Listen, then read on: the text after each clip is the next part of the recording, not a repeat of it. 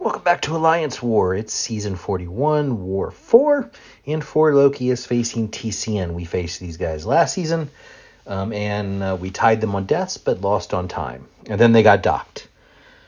So, no comment. Anyway, this war will be bringing Big Daddy Red Hulk, a little bit of Carl Absman action, and boy, is that one fun. And Thing, who I have not used on War Attack in a very, very long time. All right, got to turn on the global. And now let's go ahead and get to the fights. First up, we're going to be starting off on Path 9A. The first fight is Nova. We did this last war with rhulk. We're going to do it with rhulk again. Pop an invul boost, spam special ones, rely on the Fate Seal. Try to stay close to Nova to see if we can get some short-range parries. Yeah. It's Nova killed me this season, but this fight is not terribly difficult. I do lose my indestructible right there, which is never good. Not great, but it's gonna be fine. It's gonna be fine. Rhulk can't die, right? But yeah, we're seeing this placement a lot, obviously, this season. It's an anti-ghost counter with Ghost whitelisted. The next fight on this path was a Weapon X, which is also difficult to ghost just because he has an anti-miss mechanic of a sort. And so I split the path between me and another BG teammate. I could do it with a Red Hulk. I've done that fight with Red Hulk, but there's absolutely zero reason to take that fight when another guy has a Nimrod available, and Nimrod crushes Weapon X. So I take down this Nova, and then my boy Sassy crushes that Weapon X, and then I get this little Sassy, a little tag team leapfrog action. There is absolutely nothing to this fight.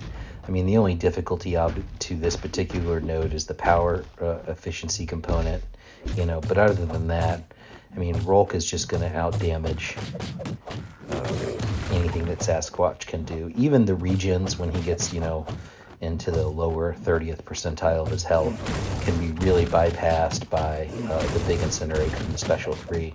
So my plan is just to do as much damage as possible, wait out these wraths, and then, hit him with a special 3 once he's in his regen phase, and we're just going to watch him, essentially die. Because even if the special 3 doesn't kill him, then there's the secondary damage from the heat charges, and if that doesn't kill him, then there's the big incinerate. So, but he drops dead from the secondary damage. So we can move on then to node 22.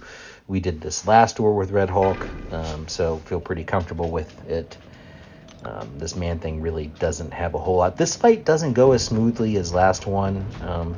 Last one I did pretty good. Like I said, last war I only got hit one time by this guy here when I failed to dex at XP1.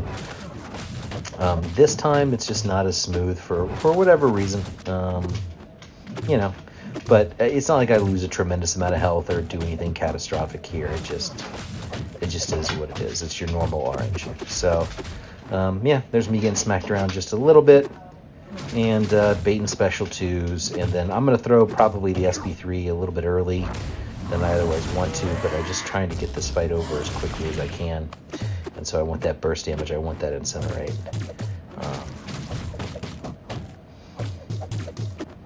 Wait out the shock phase, hit block just to get some damage in, control the fight map, as soon as the incinerate comes back.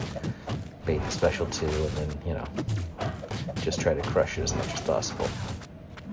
My dog is upset that I closed the door in order to record this video. He's not used to me doing it this early in the evening, but we sort of sped through our map in Battle Group 2.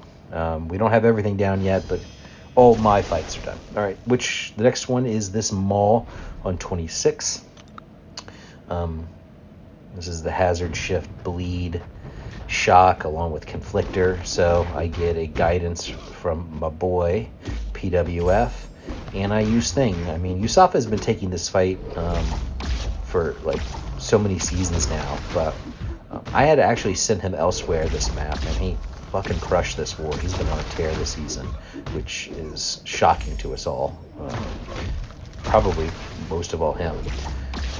So I get to do this fight, which I generally avoid because I hate fighting Maul. But this is a really, really easy fight. I asked USAFA to send me the video, and I was like, oh, if he can do this and I can't solo this guy, I am never, ever, ever going to live it down. I am certain that he'll make like 47 YouTube videos making fun of me. You know, he'll get exactly that many views, but, you know, he'll make a lot of videos to take shots. So it was very, very important that I got this guy down clean, and mostly just a straightforward fight, and watch for the falter timer and then back off. Because one of the things that USAFA did is that he would try to hit into block when the falter timer was up, and that'll just get you a degen. I'm taking a screenshot there of my health just to show my superiority, so suck it, buddy. All right, next we're going to move on to Path 7B. This first fight is diversity placement from our global defender Icarus. I haven't fought Icarus yet this season, I don't think, and I certainly haven't seen him placed here before, but I figured rhulk would be able to control it. I used a power start 1 just so that way I can make sure to control his energize effects. Fortunately, after Eternity of Pain, I have way too much experience fighting Icarus and understanding his animations and spacing. Although I don't do anything like heavy counters or anything like that here. I just try to beat him to death with as many, you know, SP1s as I can manage. I should have punished that one, but whatever, you know, it doesn't really matter, dude. The only thing about this guy is that he can be a bit of a potion suck. You know, once he starts throwing these SP2s into block, that's annoying. Yeah, you know, what can you really do? It's just potions. I mean, the good thing is that rhulk's incinerate, you know, sig ability means that there's really no damage even if I, you know, didn't block the SP2 and took it to the face. He's not going to kill me. All right, next we got this Mangog on 44. I think I've ever fought Mangog with Miguel. So, you know, I gotta figure out a different style, and I definitely think that I'm finding my footing. I'd even started this fight forgetting that there was protection on this node, and I needed to knock this dude down. Whoops. Oh, hey, look, tacos. Who doesn't love tacos? But anyway, back to the fight. I probably should have been just baiting special ones here and relying on the fate seal from the special one to control the unstoppable. Instead, I push him to a bunch of special 2s and just take those on block. I don't know if that's safer. I really don't know. I have to think about it more. But I figured that I didn't really care about Red Hulk's health because this would be the last fight that I'd be using him on. So, you know, even if I took a bunch of damage on block from the SP2, it really wouldn't matter because it's not going to cost me anything. So, you know, I sort of decided to switch to just baiting some SP1s. And I think that if I ever saw this placement again, that's what I would do. But, you know, if you've got a better strategy, let me know in the comments, I guess, you know. But I think this is fine. This is just a slow fight because of that protection. And look at that. That's just, you know, the protection. I should have been smarter. That's a huge mental error because I should know that when the protection procs, the stun from the parry is going to go away. And, of course, he was going to take that. So that was just stupid. All right. Next we have this Annihilus on 53.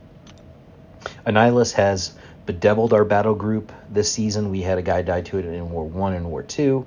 And now it's my time in War 4 to try not to die to this anus, and holy hell do I almost fuck this fight up. All right, so I'm using Absman and Uru. Lagacy said this would be super easy, and if Lagacy's going to issue me a challenge like that, I have to step up and accept. And so my theory is that, okay, what I want him to do is I actually want him to I want to use Mystic Dispersion to sort of fuel my power gain. And then I will eat special 3s with an invul boost. So, you know, here we go. I'm eating a special 3, and my plan is, okay, I'm going to come out of this, and I'm going to refine some Uru with a heavy counter into special 1, and I'm going to get huge burst damage. And that is exactly what I wanted to do. Unfortunately, my dumbass then just walks straight into a special 1. And so now I've lost my invulnerability.